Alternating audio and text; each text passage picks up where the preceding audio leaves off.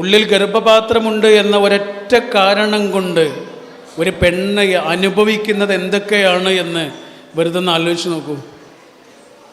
അവൾക്ക് വേണ്ടിയാണോ? അവൾക്ക് വേണ്ടിയല്ലല്ലോ, എല്ലാവർക്കും വേണ്ടിയല്ലേ, മനുഷ്യവംശത്തിന് വേണ്ടിയിട്ടാണ്. ഉള്ളിലൊരു ഗർഭപാത്രം ഉണ്ടായതുകൊണ്ട് എന്തെല്ലാം മാനസിക പിരിമുറുക്കങ്ങളിലൂടെ കടന്നു പോകണം, ഓരോ മാസവും എന്തെല്ലാം അവസ്ഥകളിലൂടെ കടന്നു പോകണം. അവൾ വന്നിട്ട് നമ്മളോട് പറയാ, എന്താണെന്നറിയില്ല, ഈ മാസം വല്ലാത്ത വേദനയും തളർച്ചയും ഒക്കെ ഉണ്ട് എന്ന് നമ്മളോട് പറയണത് എന്തിനാ? വേദനയ്ക്കുള്ള മരുന്ന് വാങ്ങിക്കൊടുക്കാനാ? അല്ലല്ലോ. അതിനായിരുന്നെങ്കിൽ മെഡിക്കൽ ഷോപ്പിൽ എന്നിട്ടാ പറയാ. എന്തിനാ ഈ കൂടെയുള്ള ആളോട് പറയണത് എന്തിനാ? നിങ്ങളിവിടെ വന്നിട്ടുള്ളത് പ്രസംഗം കേൾക്കാനല്ല എന്ന് എനിക്കറിയാം. നിങ്ങൾക്ക് വളരെ പ്രിയപ്പെട്ട കുറച്ച് മനുഷ്യന്മാരെ കാണാൻ വേണ്ടിയിട്ടായിരിക്കും, അവരോട് സംസാരിക്കാനായിരിക്കും.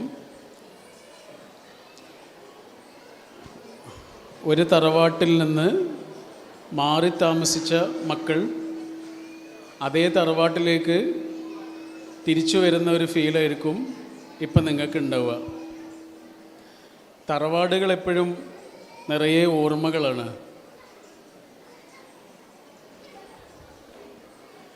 ഓരോ തറവാടും നമ്മുടെ കുട്ടിക്കാലമാണ്. ആ തറവാട്ടിലെ ഓരോ റൂമുകൾക്കും നമ്മുടെ ഓർമ്മകളുമായി ബന്ധമുണ്ടാവും. അവിടുത്തെ മുറ്റത്തിന്, അവിടുത്തെ മരങ്ങൾക്ക്, അവിടുത്തെ കുളത്തിന്, അവിടുത്തെ തോടിന് ഒക്കെ നമ്മുടെ കുട്ടിക്കാലവുമായി അത്രയും ഓർമ്മകളുണ്ടാവും. പഴയൊരു പാട്ടുണ്ട്. ആ പാട്ടിൽ പേരക്കുട്ടിയെക്കുറിച്ച് വല്യപ്പ പാടുന്ന പാട്ടാണ്. പേരക്കുട്ടി ഇപ്പോൾ വലിയ ആളായി, വലിയ മനുഷ്യനായി മാറി. അപ്പോൾ അവനെക്കുറിച്ച് വല്യപ്പ പാടുന്ന ഒരു പാട്ടുണ്ട്. ആ പാട്ടിലെ ഒരു വരി ഇങ്ങനെയാണ്: കിലുങ്ങുന്നിതറകൾ തോറും കിളിക്കൊഞ്ചലിൻ്റെ മണികൾ, മറന്നില്ല അങ്കണം നിൻ മലർപാദം പെയ്ത പുളകം. കിലുങ്ങുന്നിതറകൾ തോറും, നമ്മുടെ തറവാടിൻ്റെ ഓരോ അറകളിലും നീ സംസാരിക്കാൻ പഠിച്ചപ്പോൾ മുതലുള്ള നിൻ്റെ വാക്കുകൾ ഇപ്പോഴും അവിടെ കിടക്കുന്നുണ്ട്. നീ സംസാരിക്കാൻ പഠിച്ചു തുടങ്ങിയപ്പോൾ പറഞ്ഞ വാക്കുകൾ നമ്മുടെ തറവാടിൻ്റെ ഓരോ അറകളിലും ഇപ്പോഴും മുഴങ്ങുന്നുണ്ട്. രണ്ടാമത്തെ വരി: മറന്നില്ല അങ്കണം നിൻ മലർപാദം പെയ്ത പുളകം. നമ്മുടെ മുറ്റം, അങ്കണം എന്ന് പറഞ്ഞാൽ മുറ്റം, മറന്നില്ല, നമ്മുടെ മുറ്റം ഒരിക്കലും മറക്കൂല. എന്ത്? മലർപാദം പെയ്ത പുളകം. നടക്കാൻ പഠിച്ചത് മുതലുള്ള നിൻ്റെ ഓരോ കാൽപ്പാടുകളും, നിൻ്റെ ആ ചെറിയ കാലുകൊണ്ട് നീ ഇങ്ങനെ നടക്കാൻ പഠിച്ചത് മുതലുള്ള നിൻ്റെ ഓരോ കാലടിപ്പാടുകളും നമ്മുടെ മുറ്റത്ത് ഇപ്പോഴും ഉണ്ട്. അതിൻ്റെ പുളകമുണ്ട് എന്നാണ് പറയുന്നത്. അപ്പോൾ തറവാടുകൾ എന്ന് പറയുന്നത് നമ്മുടെ ഓർമ്മകളാണ്. ഇന്നിപ്പോൾ നിങ്ങളിവിടെ ഒരുമിച്ച് കൂടിയിട്ടുള്ളത് ഒരു ഓഡിറ്റോറിയത്തിലാണെങ്കിലും സത്യത്തിൽ നിങ്ങൾ അന്വേഷിച്ചു വന്നിട്ടുള്ളത് നിങ്ങളുടെ തറവാടിനെയാണ്. നിങ്ങൾ അന്വേഷിച്ചു വന്നിട്ടുള്ളത് നിങ്ങളുടെ ഓർമ്മകൾ നിറഞ്ഞു നിൽക്കുന്ന തറവാടിനെയാണ്.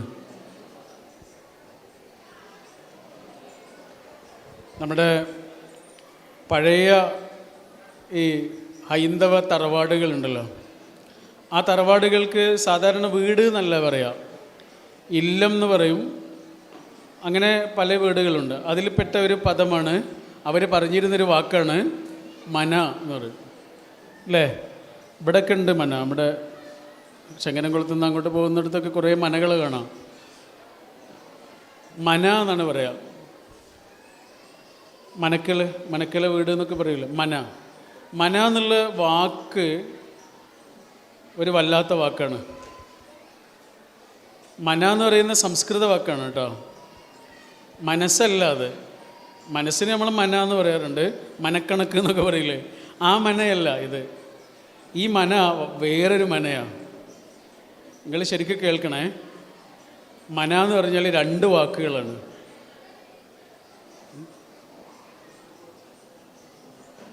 നിങ്ങളുടെ ബാക്കിലേക്ക് കേൾക്കണില്ലേ? അല്ലേ? കുട്ടികൾ കരഞ്ഞോട്ടെ കേട്ടോ, യാതൊരു കുഴപ്പമില്ല. കുട്ടികൾ കരയും. നിങ്ങൾക്ക് സംസാരിക്കണം എന്നുണ്ടെങ്കിൽ സംസാരിച്ചോണ്ട് കേട്ടോ. തൊട്ടടുത്തിരിക്കുന്ന ആളോട് സംസാരിക്കണം എന്നുണ്ടെങ്കിൽ സംസാരിച്ചുകൊണ്ട്. കാരണം ഞാൻ ആദ്യം പറഞ്ഞു, നിങ്ങൾ അതിനു വേണ്ടിയാണ് വന്നത്, പ്രസംഗം കേൾക്കാൻ വന്നതല്ല. അപ്പം നിങ്ങൾ അടുത്തിരിക്കുന്ന ആളോട് സംസാരിക്കണമെങ്കിൽ സംസാരിക്കാം, ഫോൺ വന്നാൽ സംസാരിക്കാം, അതിനൊന്നും ഈ സംസാരം തടസ്സമാകില്ല. പക്ഷേ ഇനി പറയുന്ന ഒരു കാര്യമുണ്ടല്ലോ, ഇത് നിങ്ങൾ ശരിക്കും ശ്രദ്ധിക്കണമെന്ന് എനിക്ക് ആഗ്രഹമുണ്ട്. അതുകൊണ്ടാണ് ഇത് കേൾക്കണം എന്നൊക്കെ പറഞ്ഞത്. ഈ ഒരൊറ്റ വാക്കിനെ കുറിച്ചുള്ള കാര്യം നമ്മൾ പറഞ്ഞത്, പഴയ ഹൈന്ദവ വീടുകൾക്ക് അവർ വിളിച്ചിരുന്ന പേര് മന. മന എന്നുള്ളത് സംസ്കൃത വാക്കാണ്.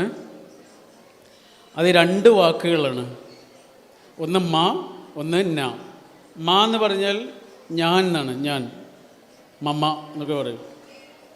മ എന്ന് പറഞ്ഞാൽ ഞാൻ. ന എന്ന് പറഞ്ഞാലോ ഇല്ല എന്നാണ്. അപ്പം എന്താണ് അതിൻ്റെ അർത്ഥം? ഞാൻ ഇല്ല. മന എന്ന് പറഞ്ഞാൽ എന്താണ്? ഞാൻ. എൻ്റെ വീടില്ലേ, ഞാൻ താമസിക്കുന്ന വീട്, അത് മനയാണ് എന്ന് പറഞ്ഞാൽ അവിടെ ഞാനില്ല. ഞാനില്ല എന്ന് പറഞ്ഞാൽ നമ്മളേ ഉള്ളൂ എന്നാണ്. അതാണ്. എനിക്ക് വേണ്ടി മാത്രമായിട്ടുള്ളൊരു ജീവിതമല്ല, ഞാനുമായി ബന്ധപ്പെട്ടുള്ളൊരു 3-4 ആളുകളുണ്ട്, അവർക്ക് കൂടിയുള്ള ജീവിതമാണ് എൻ്റെ ജീവിതം. അതാണ് മന. ഒരു ചെങ്ങല പോലെയാണ്. ചെങ്ങല വളരെ ശക്തിയുള്ളതാണ്, നല്ല പവർഫുള്ളാണ്, ഒരായുധമാണ്, ഒക്കെയാണ്. ചെങ്ങല എന്ന് പറയുന്ന സാധനം വളരെ ശക്തിയുള്ളതാണ്. പക്ഷെ ആ ചെങ്ങലയിൽ ഒരു കണ്ണി കേടുവന്നാൽ ആ ചെങ്ങലയുടെ ശക്തി നഷ്ടപ്പെട്ടു പോകും. ചെങ്ങല വളരെ ശക്തിയുള്ളതൊക്കെ തന്നെ ആയിരിക്കും, പക്ഷെ ആ ചെങ്ങലയിലെ എല്ലാ കണ്ണികളും കേടുവരണ്ട. ഒരു കണ്ണി കേടുവന്നാൽ മതി, ആ ചെങ്ങലയുടെ ശക്തി കുറയും. ഇതേപോലെയാണ് കുടുംബം. ഒരു സെവൻസ് നടക്കുമ്പോൾ 7 ആളുകളാണ് ഒരു ടീമിലുണ്ടാവുക. ഒരാൾക്ക് പന്ത് കിട്ടുന്നു, അയാൾ 2ാമത്തെ ആൾക്ക് കൊടുക്കുന്നു, അയാൾ 3ാമത്തെ ആൾക്ക് കൊടുക്കുന്നു, അയാൾ 4ാമത്തെ ആൾക്ക് കൊടുക്കുന്നു. ഗോളടിച്ചത് 6ാമത്തെ ആളായിരിക്കും, അല്ലേ? 6ാമത്തെ ആളായിരിക്കും ഗോളടിച്ചിട്ടുണ്ടാവുക. ആരായിരിക്കും ജയിച്ചിട്ടുണ്ടാവുക? 6ാമത്തെ ആൾ മാത്രമാണോ? ഒരു ടീമാണ് ജയിച്ചത്. ഇതാണ് കുടുംബം. ഞാൻ എൻ്റെ ജീവിതത്തിൽ ചില കുഴികളിലേക്ക് വീഴാതെ ഞാൻ എന്നെ തന്നെ നോക്കുന്നുണ്ടെങ്കിൽ, സൂക്ഷിക്കുന്നുണ്ടെങ്കിൽ, അത് എനിക്ക് വേണ്ടി മാത്രമല്ല, അത് ഞാനുമായി ബന്ധപ്പെട്ട കുറച്ച് മനുഷ്യന്മാരുണ്ട്. അവരുടെ മാനം, അവരുടെ അഭിമാനം, അവരുടെ അന്തസ്സ്, ഇതൊക്കെ ഞാനുമായി ബന്ധപ്പെട്ട് കിടക്കുകയാണ്. കാരണം ഞാൻ എന്ന ഒരു കണ്ണി കേടുവന്നാൽ അത് എന്നെ മാത്രമല്ല ബാധിക്കുന്നത്, ആ ചെങ്ങലയിലെ ഓരോ കണ്ണിയെയും ബാധിക്കുന്നതായി മാറും. പ്രത്യേകിച്ച് നമ്മൾ ജീവിക്കുന്ന കാലം വളരെ അപകടം പിടിച്ച കാലമാണ്. നല്ല വഴുക്കുന്ന വയൽ വരമ്പിലൂടെ നടക്കുന്നത് പോലെ ഒരു കാലമാണ്. മഴക്കാലത്ത് നല്ല വഴുക്കുന്ന വരമ്പിലൂടെ ഒരാളിങ്ങനെ നടക്കുമ്പോൾ എത്ര സൂക്ഷിക്കണോ അതിലേറെ സൂക്ഷിക്കേണ്ട കാലമാണ് നമ്മൾ ജീവിക്കുന്ന കാലം. ദുൽഖർ സൽമാൻ ഒരിക്കൽ അദ്ദേഹത്തിൻ്റെ വാപ്പയെക്കുറിച്ച് പറഞ്ഞൊരു കാര്യമുണ്ട്. ദുൽഖർ സൽമാൻ ആരാണെന്ന് ഇവിടെ ഇരിക്കുന്ന മിക്കവാറും ആളുകളോട് പറയേണ്ട കാര്യം ഉണ്ടാവില്ല. അദ്ദേഹത്തിൻ്റെ വാപ്പ ആരാണ് എന്നും പറയേണ്ട കാര്യം ഉണ്ടാവില്ല. ഈ ദുൽഖർ സൽമാൻ്റെ വാപ്പ കഴിഞ്ഞ 45 കൊല്ലമായി ചെയ്തുകൊണ്ടിരിക്കുന്ന ജോലി എന്താണ് എന്ന് നമുക്കൊക്കെ അറിയാം. നേരത്തെ പറഞ്ഞതുപോലെ അപകടം പിടിച്ച ഒരു ജോലിയാണ് ചെയ്തുകൊണ്ടിരിക്കുന്നത്. 45 കൊല്ലമായിട്ട് ഒരു മനുഷ്യൻ ചെയ്തുകൊണ്ടിരിക്കുന്ന ജോലി. പക്ഷെ ആ വാപ്പയെക്കുറിച്ച് മകൻ പറഞ്ഞൊരു വാക്കുണ്ട്. അതെന്താണെന്നറിയോ? വേറെ ഒരാളുടെ മുന്നിൽ തലകുനിക്കേണ്ട ഒരു സാഹചര്യം എൻ്റെ വാപ്പ എനിക്ക് ഉണ്ടാക്കിയിട്ടില്ല. ചെറിയ വാക്കല്ലത്. എൻ്റെ ചങ്ങാതിമാരുടെ മുന്നിൽ, എൻ്റെ കുടുംബക്കാരുടെ മുന്നിൽ, എൻ്റെ നാട്ടുകാരുടെ മുന്നിൽ തലകുനിച്ച് നിൽക്കേണ്ട ഒരു സാഹചര്യം എൻ്റെ വാപ്പ എനിക്ക് ഉണ്ടാക്കിയിട്ടില്ല എന്നുള്ളതാണ് എൻ്റെ വാപ്പ എന്നോട് ചെയ്ത ഏറ്റവും വലിയ കാര്യം. നമ്മൾക്കാണ് മമ്മൂട്ടി, നാട് മുഴുവൻ അറിയുന്ന വലിയ കലാകാരനും വലിയ അവാർഡുകളൊക്കെ കിട്ടിയിട്ടുള്ള ആളാണ്. അതൊക്കെ നമ്മൾക്കാണ്. പക്ഷെ അയാളുടെ മകന്, അയാൾ മമ്മൂട്ടിയൊന്നുമല്ല, വാപ്പ മാത്രമാണ്. ആ വാപ്പയെക്കുറിച്ച് പറയാണ്, വാപ്പ വേറൊരാളുടെ മുന്നിൽ എനിക്ക് തലകുനിക്കേണ്ട ഒരു സാഹചര്യം ഉണ്ടാക്കിയിട്ടില്ല. ചെങ്ങല ഒരു കണ്ണി കേട് വന്നാൽ ആ കേടുവന്ന കണ്ണിയെ മാത്രമല്ല അത് ബാധിക്കുന്നത്. അതാണ് വിശുദ്ധ ഖുർആനിൽ സൂറത്തുർ റൂമിൽ ഒരു വചനമുണ്ട്. സാധാരണ നമ്മൾ നിക്കാഹ് പ്രസംഗങ്ങളിലൊക്കെ കേൾക്കുന്നൊരു വാക്കായിരിക്കും. ഞാനതിൻ്റെ വിശദീകരണങ്ങളിലേക്കൊന്നും പോണില്ല. പക്ഷെ അതിൽ പഠിച്ചോൻ ഈ ഒരുമിച്ച് ജീവിക്കുന്ന മനുഷ്യന്മാരോട് പറയണ 3 കാര്യങ്ങളുണ്ട്.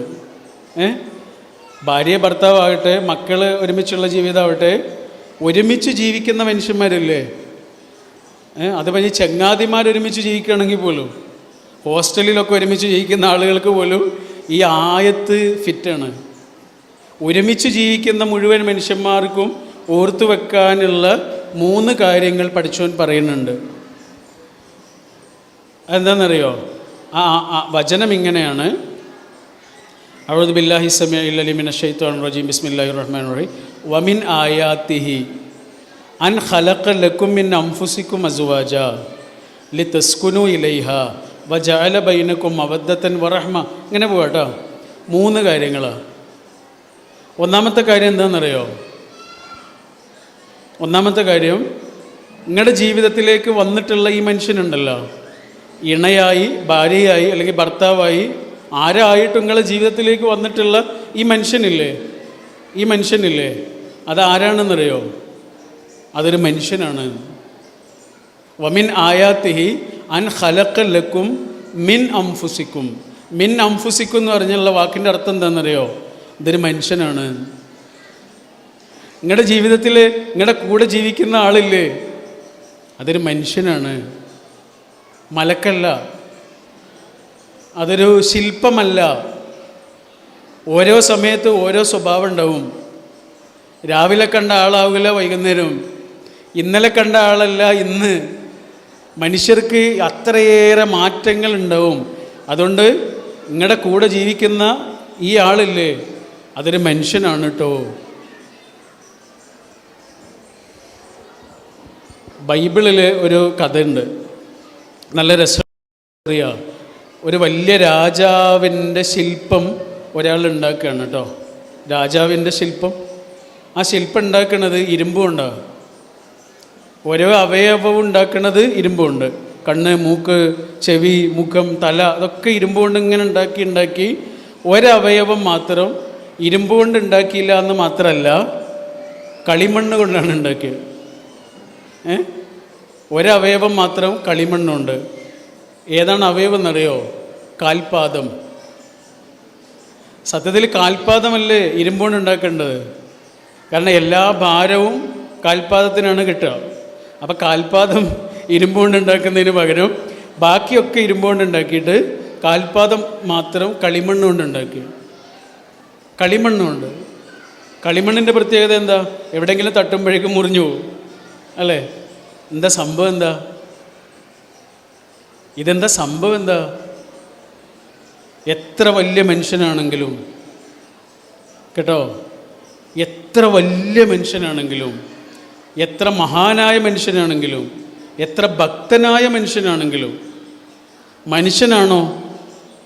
ഒരു ചെറിയ കല്ലിൽ തട്ടുമ്പോഴേക്ക് പൊടിഞ്ഞു പോകുന്ന കളിമണ്ണ് പോലെയുള്ള കാൽപാദമാണ് മനുഷ്യനുള്ളത്.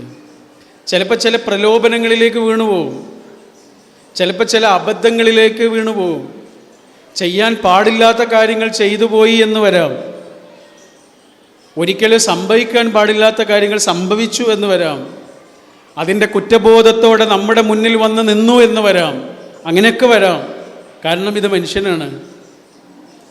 മിൻ അംഫുസിക്കും, ഇത് മനുഷ്യനാണ്, ചെറിയ വാക്കല്ല അത്. നിങ്ങളുടെ ജീവിതത്തിലുള്ള ഈ ആളില്ലേ, നമ്മുടെ ജീവിതത്തിലുള്ള ഈ ആളില്ലേ, അതൊരു മനുഷ്യനാണ്. ഭാര്യയാവട്ടെ, ഭർത്താവാകട്ടെ, വാപ്പയാകട്ടെ, മകനാകട്ടെ, മരുമകനാകട്ടെ, മരുമകളാവട്ടെ, അതാരാണ്? അതൊരു മനുഷ്യനാണ്. പോരായ്മകളുണ്ടാവും. ഇപ്പം ഞാനൊരു തെറ്റ് ചെയ്തിട്ട് നാട്ടുകാർ മുഴുവനും എന്നെ തള്ളിപ്പറഞ്ഞു എന്ന് വിചാരിച്ചോളൂ. എല്ലാവരും എന്നെ തള്ളിപ്പറഞ്ഞു, അംഗീകരിച്ച മുഴുവൻ ആളുകളും എന്നെ തള്ളിപ്പറഞ്ഞു. എല്ലാവരും എന്നെ കൈവിടുമ്പോഴും എന്നെ സ്വീകരിക്കാനൊരു മനുഷ്യൻ വേണം. തിരിച്ചു വരാൻ വേണ്ടി എന്നെ ഇങ്ങനെ വിളിക്കുന്ന ഒരാൾ വേണം. അയാൾ കൂടെ ഇല്ലെങ്കിലുള്ള എൻ്റെ അവസ്ഥ എന്തായിരിക്കും? നിങ്ങൾ കണ്ടിട്ടില്ലേ, വലിയ തെറ്റുകളൊക്കെ ചെയ്ത കുറ്റവാളികളുടെ വീട്ടിലേക്ക് നമ്മുടെ പത്രക്കാർ ചെല്ലും, ടി വിക്കാരൊക്കെ ചെല്ലും. അപ്പോൾ ആ കുറ്റവാളിയുടെ അച്ഛനോ അമ്മയോ അല്ലെങ്കിൽ വാപ്പയോ ഉമ്മയോ ഒക്കെ പറയുന്നൊരു വാക്കുണ്ട്. എന്താ പറയുക? ഞങ്ങൾക്കിനി അങ്ങനെ ഒരു മോനില്ല എന്ന് പറയും. കേട്ടിട്ടില്ലേ? ഞങ്ങൾക്കിനി അങ്ങനെ ഒരു മോനില്ല എന്ന് പറയും. ഇത് പറയാൻ അവരുടെ ആവശ്യമുണ്ടോ? നാട്ടുകാരൊക്കെ തന്നെയല്ലേ പറയണേ. ഞങ്ങൾക്ക് അങ്ങനെ ഒരു മോനുണ്ട് എന്ന് പറയണ വാപ്പയും ഉമ്മയും എവിടെ? അവരൊരു തെറ്റ് ചെയ്തു, ആ തെറ്റിൽ നിന്ന് മുക്തനായി തിരിച്ചു വരുമ്പോൾ അവനെ കാത്തിരിക്കാനൊരു വാപ്പയും ഉമ്മയും ഉണ്ട് എന്ന് പറയാനൊരാൾ വേണ്ട.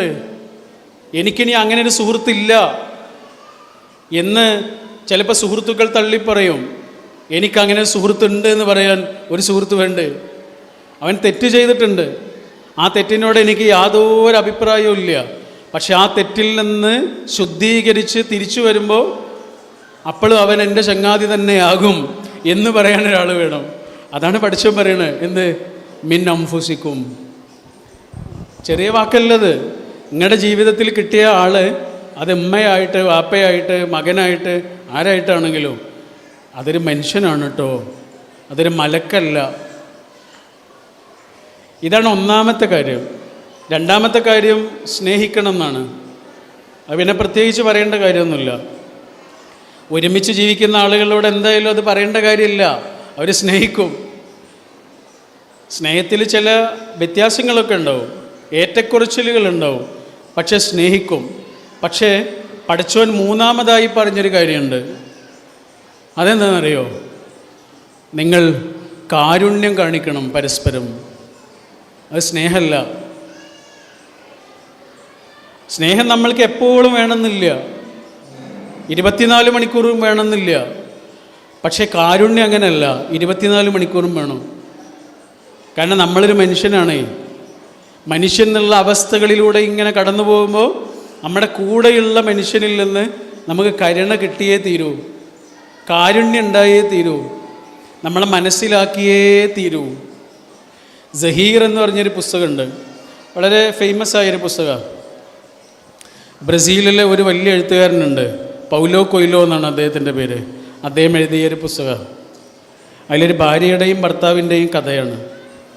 ഈ ഭാര്യ പത്രപ്രവർത്തകയാണ്. അങ്ങനെ അഫ്ഗാനിസ്ഥാനിൽ യുദ്ധം നടക്കുന്ന സമയത്ത് ആ യുദ്ധം റിപ്പോർട്ട് ചെയ്യാൻ വേണ്ടിയിട്ട് പോയതാണ് ഈ ഭാര്യ. പക്ഷെ അവർ തിരിച്ചു വരുന്നില്ല. ദിവസങ്ങൾ കഴിഞ്ഞു, മാസങ്ങൾ കഴിഞ്ഞു, ആൾ തിരിച്ചു വരുന്നില്ല, ആളെ കാണാനില്ല. അപ്പോൾ ആ ഭാര്യയെ അന്വേഷിച്ച് ഭർത്താവ് പുറപ്പെടുകയാണ്, ഭാര്യയെ തെരഞ്ഞു പോവുകയാണ്. എത്ര തെരഞ്ഞിട്ടും ആളെ കിട്ടുന്നില്ല.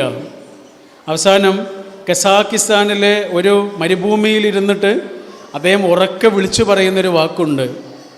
ആ ഭർത്താവ് ഉറക്കെ വിളിച്ചു പറയുന്ന ഒരു വാക്ക് ഉണ്ട്. അതിങ്ങനെയാണ്, എസ്തർ എന്നാണ് ഭാര്യയുടെ പേര്. എൻ്റെ എസ്തർ, നീ എവിടെ പോയാലും ഞാൻ നിന്നെ തെരഞ്ഞു വരും.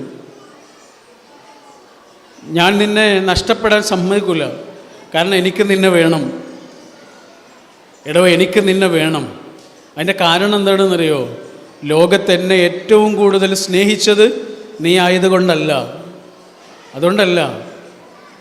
ലോകത്തെന്നെ ഏറ്റവും കൂടുതൽ മനസ്സിലാക്കിയത് നീ ആയതുകൊണ്ട്. നിന്നെപ്പോലെ എന്നെ മനസ്സിലാക്കിയ വേറൊരാളില്ല, അതുകൊണ്ട് എനിക്ക് നിന്നെ വേണം എന്ന് പറയുന്നുണ്ട്. കാരുണ്യം എന്ന് പറഞ്ഞാൽ എന്താണെന്നറിയോ? ശരിക്കും പറഞ്ഞാൽ ഒരാളെ മനസ്സിലാക്കലാണ്. നമ്മളെ കാരുണ്യത്തിന് അറബിയിൽ എന്താ പറയുക? റഹ്മത്ത് എന്നല്ലേ പറയാ, അല്ലേ? റഹ്മ. ഈ റഹ്മ എന്നുള്ള വാക്കിന് കാരുണ്യം എന്ന് മാത്രമല്ല അർത്ഥമുള്ളത്, വേറൊരു അർത്ഥം കൂടിയുണ്ട്. കേട്ടിട്ടുണ്ടോ അത്? ഗർഭപാത്രം, അല്ലേ? ഗർഭപാത്രം എന്നൊരർത്ഥം കൂടിയുണ്ട്. സിലത്തുർ റഹ്മ എന്നൊക്കെ പറയും. ഗർഭപാത്രം. കാരുണ്യം എന്ന അർത്ഥം കിട്ടുന്ന അതേ വാക്കിൻ്റെ മറ്റൊരർത്ഥമാണ് ഗർഭപാത്രം.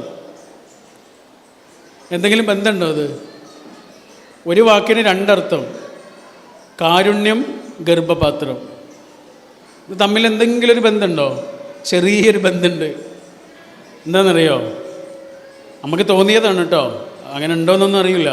ചെറിയൊരു ബന്ധമുണ്ട്. അതെന്താണെന്നറിയോ? ഈ ഗർഭപാത്രം എന്ന് പറയുന്നത് ഒരു പെൺകുട്ടി ജനിക്കുന്നത് മുതൽ അവളുടെ ശരീരത്തിന് അകത്തുള്ള ഒരു ചെറിയ പാത്രമാണ്. ആകെ അതിൻ്റെ വലുപ്പം 3-4 സെൻറ്റിമീറ്ററാണ്. 3-4 സെൻറ്റിമീറ്റർ മാത്രം വലുപ്പമുള്ള ഒരു ചെറിയ പാത്രമാണ്. ഈ പാത്രമാണ് 3-4 കിലോ വലുപ്പമുള്ള ഒരു കുട്ടിക്ക് വേണ്ടി സ്വയം വലുതാകുന്നത്. കാരുണ്യം എന്ന് പറഞ്ഞാൽ എന്താ? ഒരാളെ മനസ്സ് വലുതാകലാണ്. അല്ലാതെ ഒന്നുമല്ലാതെ ഒരാളെ മനസ്സ് വലുതാകലാണ്. അതുകൊണ്ടാണ് ലോകത്തിന് മുഴുവനും കാരുണ്യമായി ഇറക്കിയ ഹബീബായ റസൂൽ സല്ലല്ലാഹു അലൈഹി വസല്ലമയെ കുറിച്ച് പഠിച്ചോൻ പറഞ്ഞത് അലം നഷ്റഹ് ലക സദ്റക്. എൻ്റെ റസൂലേ, ഞാൻ നിങ്ങൾക്ക് നിങ്ങളുടെ മനസ്സ് വലുതാക്കി തന്നില്ലേ? മനസ്സ് വലുതാകാത്ത ഒരാൾക്ക് മനുഷ്യന്മാർക്ക് മാപ്പ് കൊടുക്കാൻ കഴിയില്ല. അതാണ്, ചെറിയ മനുഷ്യന്മാർക്ക് മാപ്പ് കൊടുക്കാൻ കഴിയില്ല. മാപ്പ് കൊടുക്കാനേ വലിയ മനുഷ്യന്മാരാവണം. ചെറിയ മനുഷ്യന്മാരെന്താ പറയാന്നറിയോ? ഞാൻ മരിച്ചാലും മറക്കൂല എന്നാ പറയുക. വലിയ മനുഷ്യന്മാർ അതൊക്കെ വിട്ട് കളയും. മിക്കവാറും നമ്മുടെ ജീവിതത്തിൽ നമുക്ക് ഒരു സങ്കടം കിട്ടിയിട്ടുണ്ടാവുക നമ്മുടെ കുടുംബത്തിലെ ഒരാളുടെ അടുത്തു നിന്നായിരിക്കും. മിക്കവാറും മനുഷ്യന്മാർക്ക് അത് നമ്മുടെ ഒരു സങ്കടമാണ്. മിക്കവാറും ആളുകളുടെ ജീവിതത്തിലൊരു വലിയ വിഷമം, അല്ലെങ്കിൽ വലിയ ഒരു പറ്റിക്കൽ, വലിയ ഒരു ചെറുപ്പകാലത്തെ ദുരന്തമോ ഉള്ളൊരു ഓർമ്മ, പ്രയാസപ്പെടുത്തുന്നൊരു ഓർമ്മയൊക്കെ കിട്ടിയിട്ടുണ്ടാവുക കുടുംബത്തിൽ നിന്ന് തന്നെ ആയിരിക്കും. അതിൻ്റെ ഒരു കാരണം നമ്മൾ ഏറ്റവും കൂടുതൽ ബന്ധപ്പെടുന്നത് കുടുംബത്തിലുള്ള ആളുകളോടാണല്ലോ. അതുകൊണ്ടായിരിക്കാം. എനിക്കൊക്കെ ഉണ്ട് അങ്ങനെ. നമ്മൾ മറക്കൂല അത്. ഈ കുട്ടിക്കാലത്ത് കിട്ടിയൊരു സങ്കടം നമുക്ക് മറക്കൂലല്ലോ. ഇപ്പം കിട്ടുന്ന സങ്കടം ചിലപ്പോൾ നമ്മൾ മറക്കും. കുട്ടിക്കാലത്ത് കിട്ടുന്ന സങ്കടങ്ങൾ മറക്കൂല. ഒരു ചെറിയ പുളിഞ്ചെടി ഇങ്ങനെ വളർന്നു വരുമ്പോൾ ഒരു മൊട്ടുസൂചി കൊണ്ടൊരു കുത്തു കൊടുത്ത് നോക്കൂ. പുളിമരമായാലും ആ കുത്ത് അവിടെ തന്നെ ഉണ്ടാവും അല്ലേ? എന്നാൽ പുളിമരമായതിനു ശേഷം മുട്ടുസൂചി കൊണ്ട് കുത്തി നോക്കൂ, അതിനൊന്നും പറ്റില്ല. 41 വയസ്സുണ്ട് നിങ്ങളോട് സംസാരിക്കുന്ന ഈ ആൾക്ക്. 41 വയസ്സുള്ള എന്നെ നിങ്ങളിവിടെ വെച്ച് അപമാനിച്ചു നോക്കൂ, എന്നെ അത് ബാധിക്കൂല. പക്ഷെ 4 വയസ്സുള്ള ഒരു കുട്ടിയെ നിങ്ങൾ അപമാനിച്ചു നോക്കൂ, 40 വയസ്സായാലും ആ ഓർമ്മയെക്കുറിച്ച് പറയും, കരയും. മിക്കവാറും നമ്മുടെ ജീവിതത്തിൽ അങ്ങനെ ഒരു ഓർമ്മ തന്നിട്ടുണ്ടാവുക നമ്മുടെ ബന്ധുക്കളിലോ കുടുംബത്തിലോ ഒക്കെ പെട്ട ഒരാളിൽ നിന്നാവാം. സാധ്യത ഉണ്ട്. അങ്ങനെ ഉണ്ടെങ്കിൽ നമ്മൾ ഓർക്കേണ്ട ഒരു കാര്യമുണ്ട്. അതെന്താണെന്നറിയോ? നമുക്കെല്ലാവർക്കും പ്രിയപ്പെട്ട ഒരു പ്രവാചകനാണല്ലോ യൂസുഫ് നബി അലൈഹിസ്സലാം. യൂസുഫ് നബിയുടെ ജീവിതത്തിലെ ഏറ്റവും വലിയ സങ്കടം കൊടുത്തതാരാ? ഇക്കാക്കമാരാ ആണല്ലോ. ബാപ്പയ്ക്ക് യൂസുഫിനോടൊരു പ്രത്യേകമായ സ്നേഹമുണ്ട് എന്ന് തോന്നിയ ജ്യേഷ്ഠന്മാർ ചെയ്തത് യൂസുഫിനെ കൊണ്ടുപോയിട്ട് ഒരു പൊട്ടക്കിണറ്റിലേക്ക് എറിഞ്ഞു. ആരും ഉപയോഗിക്കാത്ത ഒരു കിണറ്റിൽ കൊണ്ടുപോയി എറിഞ്ഞു. എന്തിനാ എറിഞ്ഞത്? ആരെങ്കിലും വന്ന് രക്ഷപ്പെടുത്തുമെന്ന് വിചാരിച്ചിട്ടാ? ആണോ?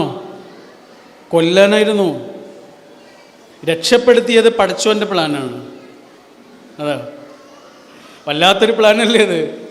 കാരണം മലഞ്ചെരുവിലെ ഒരു കുടിലിൽ ജീവിച്ച യൂസുഫ് നബി പിന്നെ എത്തുന്നത് എവിടെയാ? ഈജിപ്തിലെ കൊട്ടാരത്തിലാണ്. ആണല്ലോ അല്ലേ? ഈജിപ്തിലെ കൊട്ടാരത്തിൽ ജീവിച്ച മൂസാ നബി എത്തുന്നതോ മലഞ്ചെരുവിലെ ഒരു ചെറിയ കുടിലിൽ. ഇതാണ് പടച്ചോൻ്റെ പ്ലാന്. നമ്മളെ ഒന്നും ആർക്കും തകർക്കാൻ കഴിയില്ല. അത് പടച്ചോൻ വിചാരിക്കണം, എന്നാലേ തകർക്കാൻ കഴിയുള്ളൂ. അതിനുള്ള സാക്ഷ്യമാണ് യൂസുഫ് നബിയുടെ ചരിത്രം. പൊട്ടക്കിണറ്റിലേക്ക് കൊല്ലാനെറിഞ്ഞ കുട്ടിയെയാണ് ഈജിപ്തിലെ ധനകാര്യമന്ത്രിയാക്കി പടച്ചോൻ മാറ്റിയത്. അതാണ് പടച്ചോൻ്റെ പ്ലാന്. ശരി, അങ്ങനെ ആ കുട്ടി വലിയ ധനകാര്യമന്ത്രിയാകുന്നു, വലിയ ആളാകുന്നു, കല്യാണം കഴിക്കുന്നു, ഒരു കുട്ടി ഉണ്ടാവുന്നു. യൂസുഫ് നബിക്ക് ഒരു കുട്ടി ഉണ്ടാവുന്നു. ഒരു ആൺകുട്ടിയാണ് ഉണ്ടായത്. ആ ആൺകുട്ടിക്ക് യൂസുഫ് നബി കൊടുത്ത പേരെന്താണെന്നറിയോ? കുട്ടിക്കിട്ട പേരെന്താണെന്നറിയോ? മനാസേഹ് എന്നാണ്. മനാസേഹ്. മനാസേഹ് എന്ന് പറഞ്ഞാലുള്ള അർത്ഥം എന്താണെന്നറിയോ? സാരല്ല പോട്ടെ, എല്ലാം മറക്കുക എന്നാണ്. എന്തിനായിരിക്കും അങ്ങനെ ഒരു പേരിട്ടത്? എന്തിനായിരിക്കും അങ്ങനെ ഒരു പേരിട്ടത്? ഒരുപക്ഷെ ഈ കുട്ടി വലിയ കുട്ടിയാകുമ്പോൾ നാട്ടുകാരൊക്കെ വന്നിട്ട് ഈ കുട്ടിയോട് പറഞ്ഞേക്കാം, എന്ത്, എടാ നിൻ്റെ മൂത്താപ്പന്മാരെ നിനക്കറിയോ? നിൻ്റെ വാപ്പൻ്റെ അക്കാക്കന്മാരെയൊക്കെ നിനക്കറിയോ? എടാ അവരൊക്കെ നിൻ്റെ വാപ്പയെ കൊല്ലാൻ നോക്കിയ ആളുകളാണ്, അവരോട് മിണ്ടരുത്, അവരുടെ കുട്ടികളോട് മിണ്ടരുത് എന്നൊക്കെ ആരെങ്കിലും വന്ന് ഈ കുട്ടിയോട് ചിലപ്പോൾ പറഞ്ഞേക്കാം. അങ്ങനെ ആ കഥ, പഴയ കഥ ആരെങ്കിലും ഈ കുട്ടിയോട് വന്ന് പറഞ്ഞാൽ ഈ കുട്ടി അതിന് കൊടുക്കേണ്ട ഒരു മറുപടിയുണ്ട്. ആ മറുപടിയാണ് കുട്ടിയുടെ പേര് സാരല്ല പോട്ടെ. രണ്ട് ചങ്ങാതിമാരിങ്ങനെ നടന്നു പോവുക, യാത്ര പോവുക. അങ്ങനെ യാത്ര പോകുന്നതിനിടയിൽ അവരുടെ ഇടയിൽ എന്തോ ഒരു ചെറിയ പ്രശ്നമുണ്ടായി. ഒരാൾ മറ്റേയാളെ അടിച്ചു. അടി കിട്ടിയിട്ടും ഇയാൾ തിരിച്ച് ഒന്നും ചെയ്തില്ല. ഇയാളിങ്ങനെ താഴെ ഇരുന്നിട്ട്, കേട്ടണോ ഈ കഥ? കേട്ടിട്ടുണ്ടോ? അടി കിട്ടി. അങ്ങനെ അടി കിട്ടിയപ്പോൾ അയാൾ എന്താ ചെയ്തതെന്നറിയോ? താഴെ ഇരുന്നിട്ട് മണലിൽ എഴുതി വെച്ചു, എന്ത്, ഇവിടെ വെച്ച് എൻ്റെ ചങ്ങാതി എന്നെ അടിച്ചു. മണലിൽ. യാത്ര പിന്നെയും തുടർന്ന് പിറ്റേ ദിവസം അവരൊരു പുഴ കടന്നു പോവാം. എന്നാലും അടി കൊണ്ട ആളില്ലേ, അയാൾ പുഴയിൽ വീണു. പുഴയിൽ വീണ് ഒലിച്ചു പോവുക. അപ്പം അയാൾ മറ്റേ ആളില്ലേ, അടിച്ച ആൾ പുഴയിലേക്ക് ചാടിയിട്ട് രക്ഷിച്ചു. അപ്പോൾ ഈ രക്ഷപ്പെട്ട ആൾ പുഴയിൽ നിന്ന് കയറി വന്നിട്ട് ആദ്യം ചെയ്തത് എന്താണെന്നറിയോ? അയാളുടെ ഒരു ബാഗുണ്ട്, ആ ബാഗിൽ കത്തിയുണ്ട്. ആ കത്തി എടുത്തിട്ട് അവിടെയുള്ള പാറയിൽ എഴുതി വെച്ചു. പാറയിൽ ഇങ്ങനെ കഷ്ടപ്പെട്ട് എഴുതി വെച്ചു, എന്ത്, ഇവിടെ വെച്ച് എൻ്റെ ചങ്ങാതി എൻ്റെ ജീവൻ രക്ഷിച്ചു. അപ്പം മറ്റേയാൾ ചോദിച്ചു, അതെന്താ അങ്ങനെ? ഇന്നലെ ഞാൻ നിന്നെ അടിച്ചപ്പോൾ നീ മണലിലാണല്ലോ എഴുതിയത്, ഇന്ന് ഞാൻ നിന്നെ ജീവൻ രക്ഷിച്ചപ്പോൾ നീ പാറയിലാണല്ലോ എഴുതിയത്, അതെന്തുകൊണ്ടാണ്? അപ്പോൾ അവൻ പറഞ്ഞു, അതങ്ങനെയാ, അങ്ങനെ മതി. നമ്മൾ തമ്മിൽ അടി കൂടിയിട്ടൊക്കെ ഉണ്ടാവും, വഴക്ക് കൂടിയിട്ടൊക്കെ ഉണ്ടാവും, അത് മണലിൽ എഴുതിയാൽ മതി. മണലിൽ എഴുതിയുള്ള പ്രത്യേകത എന്താ? ഒരു കാറ്റ് വന്ന് അതിനെ മറിച്ചു കളയും.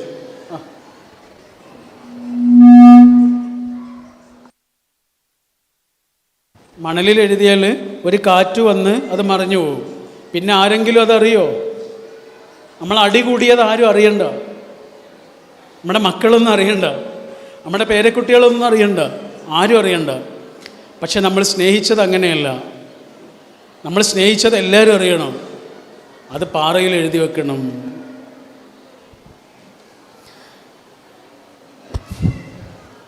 മനുഷ്യന്മാർ മറക്കാത്ത ഒരു കാര്യമുണ്ടെങ്കിൽ അത് കാരുണ്യമാണ്.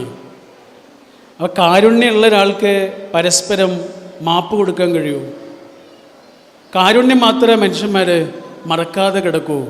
നമ്മുടെ ഒരു സുഹൃത്തുണ്ട്, അദ്ദേഹം പറഞ്ഞൊരു കാര്യമാണ്. അദ്ദേഹത്തിൻ്റെ ഒരു സുഹൃത്തുണ്ട്, ഒരു പെൺകുട്ടിയാണ്. അവൾ പറയാ, അവളുടെ കല്യാണം കഴിഞ്ഞിട്ട് ഈ ഭർത്താവിൻ്റെ അമ്മയിൽ നിന്ന് ആ കുട്ടിക്ക് ഒരുപാട് നല്ലതല്ലാത്ത കുറേ അനുഭവങ്ങളുണ്ടായി. ചെറിയ കാര്യങ്ങൾക്ക് വല്ലാതെ വഴക്കിടും, കുറ്റപ്പെടുത്തും. അങ്ങനെ ഒരു അമ്മ, ഭർത്താവിൻ്റെ അമ്മ ഈ കുട്ടിയെ വല്ലാതെ വേദനിപ്പിച്ചു. നമ്മുടെ വീട്ടിലേക്ക് വരുന്ന മരുമകൾ എന്ന് പറഞ്ഞാൽ, നമ്മളൊരു വീട്ടിലേക്ക് ചെന്നിട്ട് അവിടെ നല്ല ചെടിയൊക്കെ കണ്ടാൽ നമ്മൾ ചോദിക്കൂലേ, അതിൻ്റെ ഒരു കമ്പ് തരുമോ? ചോദിക്കൂലേ, ഇതിൻ്റെ ഒരു കമ്പ് തരുമോ? അങ്ങനെ ഒരു കമ്പ് തന്നാൽ നമ്മൾ എന്ത് ചെയ്യും? ആ കമ്പം കൊണ്ടുവന്ന് നമ്മുടെ വീട്ടിൽ കുത്തും. കുത്തിയിട്ട് നമ്മൾ പിന്നെയും അതിനെ സംരക്ഷിക്കും. അതിന് വെള്ളം കൊടുക്കും, വളം കൊടുക്കും, അതിന് വേര് പിടിക്കാൻ ആവശ്യമുള്ളതൊക്കെ ചെയ്തു കൊടുക്കും. എന്നാലേ വേര് പിടിക്കുള്ളൂ. ഇതേപോലെയാണ് മരുമകൾ. നമ്മുടെ അയൽപ്പക്കത്ത് നിന്ന് കൊണ്ടുവന്ന് കുത്തിയ ഒരു ചെടി പോലെയല്ല നമ്മുടെ വീട്ടിൽ വളർന്ന ഒരു മരം. രണ്ടും വ്യത്യാസം ഉണ്ടാവും. വീട്ടിൽ വളർന്ന മരം പോലെയല്ല അയൽപ്പക്കത്ത് നിന്ന് കൊണ്ടുവന്ന് കുത്തിയ ചെടി, അതിന് വേര് പിടിക്കാനുള്ളൊരു സമയം വേണം. അതുകൊണ്ടാണ് ഈ മരുമകൾ പറയാ, അമ്മയിൽ നിന്ന് കുറേ സങ്കടം ഉണ്ടായി, അമ്മ വേദനിപ്പിക്കുന്ന കുറേ അനുഭവങ്ങളുണ്ടായി. അങ്ങനെ കുറേ കാലം കഴിഞ്ഞു. ഇവള് പറയാം, ഇവള് ഗർഭിണിയായി. ഇവള് ഗർഭിണിയായ സമയത്ത് 8 മാസമൊക്കെ ഉള്ള സമയത്ത് ഇവൾക്ക് ഒരു ദിവസം വല്ലാതെ വേദനയുണ്ടായി. വേദനിച്ച് ഇവളെ ആശുപത്രിയിലേക്ക് കൊണ്ടുപോയി. മരുന്നൊക്കെ കഴിച്ച് തിരിച്ചു വന്ന് ഇവള് കിടന്ന് ഉറങ്ങിപ്പോയി. ഉറങ്ങിപ്പോയി കുറച്ച് കഴിഞ്ഞപ്പോൾ എന്തോ ഒരു ആളെങ്ങനെ തൊടുന്നത് പോലെ തോന്നി. അപ്പോൾ അവൾ മെല്ലെ കണ്ണ് തുറന്ന് നോക്കുമ്പോൾ അമ്മ, ഈ അമ്മ. അവൾ പറയാ, ഞാൻ അങ്ങനെ തന്നെ കിടന്നു. കാരണം അമ്മയിൽ നിന്ന് ഒരു കാരുണ്യമുള്ള ഒരു അനുഭവം ആദ്യമായിട്ടാണ്. അതുകൊണ്ട് ഞാൻ അങ്ങനെ തന്നെ കുറേ സമയം കിടന്നു. കുറച്ച് കാലം കഴിഞ്ഞ് അമ്മ മരിച്ചു. അമ്മ മരിച്ചതിന് ശേഷമാണ് അവളിത് പറയണത്. അമ്മ എന്നെ കുറേ വേദനിപ്പിച്ചിട്ടൊക്കെ ഉണ്ട്. പക്ഷെ അമ്മ എന്ന് പറഞ്ഞാൽ എൻ്റെ മനസ്സിൽ ഇപ്പോൾ ആദ്യം ഓടി വരുന്നത് ആ വേദനിപ്പിച്ച കാര്യങ്ങളൊന്നുമല്ല, ആ പാതിരാത്രിയിലെ തലോടലാണ്. വേദനിപ്പിച്ച അനുഭവങ്ങളൊക്കെ മാഞ്ഞു പോവുകയും ഒരു പാതിരാത്രിയിലെ തലോടൽ മാത്രം ബാക്കിയാവുകയും ചെയ്യുന്നു. ഇതാണ് റഹ്മ, കാരുണ്യം. മനുഷ്യന്മാരത് മറക്കില്ല. ഇപ്പം ഇവിടെ ഇരിക്കുന്ന കുറേ പുരുഷന്മാരുണ്ടല്ലോ, സ്റ്റേജിലും സദസ്സിലുമായിട്ട്. നിങ്ങൾ ഈ ഇരിക്കുന്ന ഓരോ പുരുഷൻ്റെ അടുത്തും ചെന്നിട്ട് വെറുതെ ഇങ്ങനെ ചോദിച്ചു നോക്കൂ, ഇപ്പോൾ മനസ്സിനെ അലട്ടുന്ന പ്രശ്നം എന്താണ്? മിക്കവാറും ആൾക്കാർക്ക് ഇപ്പോൾ അലട്ടുന്നൊരു പ്രശ്നം ഉണ്ടാവും. ഇന്നോ നാളെയൊക്കെ ആയിട്ട് പരിഹരിക്കേണ്ട ഒരു പ്രശ്നമുണ്ട്. അതെന്താണ് എന്ന് വെറുതെ ഇങ്ങനെ ചോദിച്ചു നോക്കൂ. മിക്കവാറും ആൾക്കാർക്ക് അങ്ങനെ ഒന്നും ഉണ്ടാവും. മിക്കവാറും ആ പ്രശ്നം അവരുടേതാവില്ല, അവരുടെ എന്തെങ്കിലും ആവില്ല. ഒന്നെങ്കിൽ പെങ്ങളുടേതായിരിക്കും, അല്ലെങ്കിൽ അളിയൻ്റേതായിരിക്കും, അല്ലെങ്കിൽ അനുജൻ്റേതായിരിക്കും, അല്ലെങ്കിൽ അമ്മായിൻ്റെ കുട്ടിയുടേതായിരിക്കും, അല്ലെങ്കിൽ അമ്മാവൻ്റെ മോൻ്റേതായിരിക്കും, ആരുടെയെങ്കിലുമൊക്കെ ആയിരിക്കും. എന്നാൽ ഇതൊക്കെ ആരോടെങ്കിലും പറയോ? മിക്കവാറും അത് പറയൂല. അതിങ്ങനെ ഉള്ളിൽ ഒതുക്കി ഒതുക്കി ഒതുക്കി ആ പ്രശ്നത്തിൽ ഇങ്ങനെ ഉരുകി ഉരുകി ജീവിക്കും. പുരുഷൻ്റെ ഒരു രീതി അങ്ങനെയാണ്. പ്രശ്നങ്ങൾ ഒരാളോടും പറയൂല, പക്ഷേ മുഖത്തുണ്ടാവും, കണ്ണിലുണ്ടാവും, സംസാരത്തിലുണ്ടാവും, പെരുമാറ്റത്തിലുണ്ടാവും. വാക്കുകൊണ്ട് പറയൂല. ആ പെരുമാറ്റത്തിൽ നിന്നത് വായിച്ചെടുക്കാൻ കഴിയുന്ന ഒരാൾ കൂടെ ഉണ്ടെങ്കിൽ ആ പുരുഷൻ അനുഭവിക്കുന്ന ഒരു ശക്തിയുണ്ട്. അപ്പം ഇവിടെ കുറേ സ്ത്രീകൾ ഇരിക്കുന്നു. ഒരു സ്ത്രീ എന്ന് പറഞ്ഞാൽ ഉള്ളിൽ ഗർഭപാത്രമുള്ള ആളാണ്, അല്ലേ? ഉള്ളിൽ ഗർഭപാത്രമുള്ള ആളാണ്. ഒരു 13 14 വയസ്സ് മുതൽ ഒരു 50 55 വയസ്സ് വരെ ഉള്ളിൽ ഗർഭപാത്രമുണ്ട് എന്ന ഒരൊറ്റ കാരണം കൊണ്ട് ഒരു പെണ്ണ് അനുഭവിക്കുന്നത് എന്തൊക്കെയാണ് എന്ന് വെറുതെ ഒന്ന് ആലോചിച്ച് നോക്കൂ. അവൾക്ക് വേണ്ടിയാണോ? അവൾക്ക് വേണ്ടിയല്ലല്ലോ, എല്ലാവർക്കും വേണ്ടിയല്ലേ? മനുഷ്യവംശത്തിന് വേണ്ടിയിട്ടാണ്. ഉള്ളിലൊരു ഗർഭപാത്രം ഉണ്ടായതുകൊണ്ട് എന്തെല്ലാം മാനസിക പിരിമുറുക്കങ്ങളിലൂടെ കടന്നു പോകണം. ഓരോ മാസവും എന്തെല്ലാം അവസ്ഥകളിലൂടെ കടന്നു പോകണം. അവൾ വന്നിട്ട് നമ്മളോട് പറയാ, എന്താണെന്നറിയില്ല, ഈ മാസം വല്ലാത്ത വേദനയും തളർച്ചയും ഒക്കെ ഉണ്ട് എന്ന് നമ്മളോട് പറയണത് എന്തിനാ? വേദനയ്ക്കുള്ള മരുന്ന് വാങ്ങിക്കൊടുക്കാനാ? അല്ലല്ലോ. അതിനായിരുന്നെങ്കിൽ മെഡിക്കൽ ഷോപ്പിൽ എന്നിട്ടാ പറയാ. എന്തിനാ ഈ കൂടെയുള്ള ആളോട് പറയണത്? എന്തിനാ? ഇന്നലെ പെരുമാറിയതുപോലെ ഇന്ന് എന്നോട് പെരുമാറരുത് കേട്ടോ. ഇന്നലെ പറഞ്ഞതുപോലത്തെ വാക്ക് ഇനി പറയരുത്, എനിക്കത് താങ്ങാൻ കഴിയില്ല എന്ന് അയാൾ പറയാതെ പറയുന്നുണ്ട്. അപ്പോൾ ഏതൊരു മനുഷ്യനും, ഇപ്പം നമ്മുടെ കൂടെ ജീവിക്കുന്ന ടീനേജ് പ്രായത്തിലുള്ളൊരു കുട്ടിയെക്കുറിച്ച് ആലോചിച്ച് നോക്കൂ. ഈ ടീനേജിലെത്തുമ്പോഴാണ് മാറ്റങ്ങൾ ഉണ്ടാവുക, ആൺകുട്ടിക്കും പെൺകുട്ടിക്കും. ഇപ്പോൾ സാധാരണ കൗൺസിലർമാരുടെയൊക്കെ അടുത്ത് വന്നിട്ട് വാപ്പന്മാരും ഉമ്മമാരും പറയും, 7ാം ക്ലാസ് കഴിഞ്ഞതോടുകൂടി അവൻ്റെ സ്വഭാവമൊക്കെ മാറി, അവൻ്റെ പെരുമാറ്റമൊക്കെ മാറി, അവൻ ഒറ്റയ്ക്ക് ഇരിക്കാൻ തുടങ്ങി, അവൻ്റെ അനിയത്തിയോട് ചൂടാവാൻ തുടങ്ങി, അവന് അവൻ്റെ പെരുമാറ്റമൊക്കെ മാറി, ഞങ്ങളോട് അധികം സംസാരിക്കാതെയായി, ഇങ്ങനെയൊക്കെ പറയൂലേ? എന്താണ് ആ കുട്ടിക്ക് സംഭവിച്ചത്? അവൻ അങ്ങനെ ഉണ്ടാക്കുന്നതല്ല, അവനങ്ങനെ ആകുന്നതല്ല, അവൻ്റെ ഉള്ളിൽ ചില മാറ്റങ്ങൾ നടക്കുന്നുണ്ട്. അതുകൊണ്ടാണ് നമ്മുടെ ഒരിക്കലൊരു കോഴ്സിന് വേണ്ടിയിട്ട് കോഴിക്കോട് പോയിരുന്നു, കുറച്ച് മുമ്പാണ്.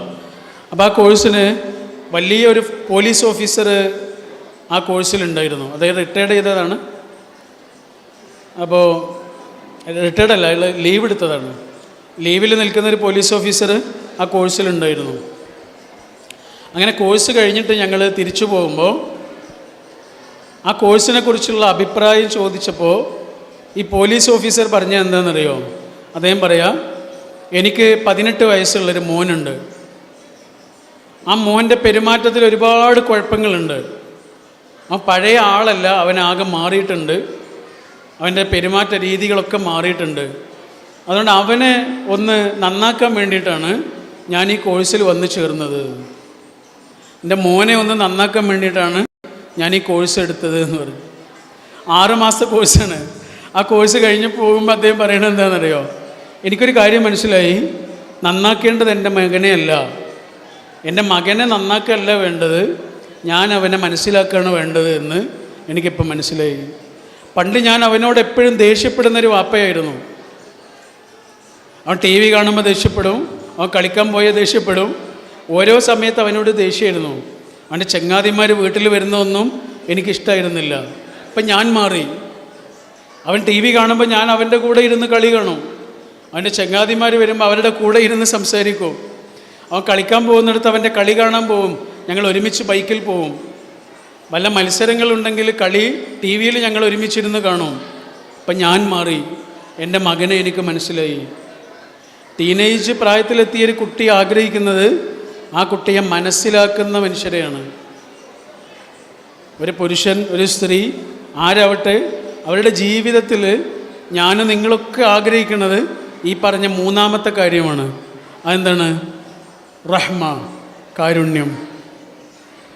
2 മനുഷ്യന്മാരെങ്ങനെ ഒട്ടിച്ചു നിർത്തുന്ന പശയാണ് ആ പറഞ്ഞ കാരുണ്യം. പടച്ചോൻ മനുഷ്യന്മാർ ഒരുമിച്ച് ജീവിക്കുമ്പോൾ ആവശ്യമുള്ള 3 കാര്യങ്ങളെക്കുറിച്ച് പറഞ്ഞില്ലേ? ഈ 3 കാര്യങ്ങൾ മാത്രമാണ് എനിക്ക് നിങ്ങളോട് ഈ സമയത്ത് പങ്കുവെക്കാനുള്ളത്. നിങ്ങളുടെ ഈ പരിപാടിയിൽ പങ്കെടുക്കാൻ കഴിഞ്ഞതിലുള്ള സന്തോഷം രേഖപ്പെടുത്തിക്കൊണ്ട് ഞാൻ എൻ്റെ വാക്കുകൾ അവസാനിപ്പിക്കുമ്പോൾ മലയാളത്തിലെ വളരെ പ്രിയപ്പെട്ട ഒരു കവി ഉണ്ടായിരുന്നു. അദ്ദേഹത്തിൻ്റെ പേര് കടമ്മനിട്ട എന്നാണ്. കടമ്മനിട്ട രാമകൃഷ്ണൻ. അദ്ദേഹത്തിൻ്റെ ഒരു വരിയുണ്ട്, ഒരു കവിതയുണ്ട്. ആ കവിത ഇങ്ങനെയാണ്: നിങ്ങളോർക്കുക നിങ്ങളെങ്ങനെ നിങ്ങളായെന്ന്. ഇത്രയേ ഉള്ളൂ. നിങ്ങളോർക്കുക നിങ്ങളെങ്ങനെ നിങ്ങളായെന്ന്. നമ്മളോർക്കുക നമ്മളെങ്ങനെ നമ്മളായെന്ന്. Thank you. അസ്സലാമു അലൈക്കും.